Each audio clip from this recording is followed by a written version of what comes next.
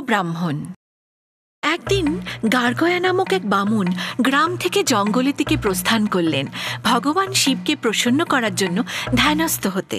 সেই পরম ভক্তি দেখে প্রসন্ন হয়ে স্বয়ং শিব প্রকট হলেন।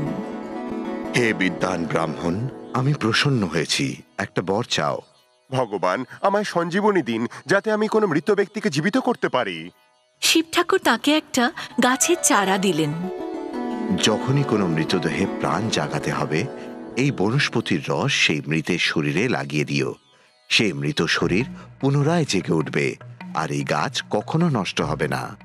এই বলে ভগবান শিব অদৃশ্য হলেন। ব্রাহ্মণ বেজায় খুশি হয়ে তার গ্রামে ফিরলেন। এই সঞ্জীবনী দিয়ে আমি গ্রামে মৃত্যুর ভয় ঘুচিয়ে দেবো, কেউ আর দুঃখী থাকবে না। আমার নাম হবে খুব, হয়তো আমি গায়ের মোড়লও হয়ে যেতে পারি। হঠাৎ ওর মনে সন্দেহ জাগলো। ভগবান আমার সঙ্গে নিছক ঠাট্টা করলেন না তো? এটা সঞ্জীবনী না কোনো সাধারণ পাতা, তা বুঝবো কি করে?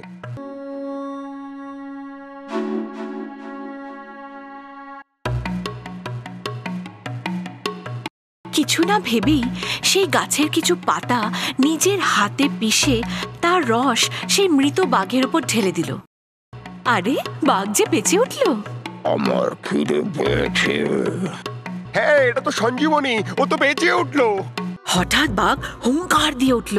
ওরে বাবারে, এই আমি কি ভুল করলাম? আমাকে বাঁচাও, বাঁচাও। কিন্তু বাঘ তাকে দেখে নিয়েছে। এক লাফ দিয়ে তাকে ধরে ফেলল, আর সেই মূর্খ ব্রাহ্মণ প্রাণ হারালো।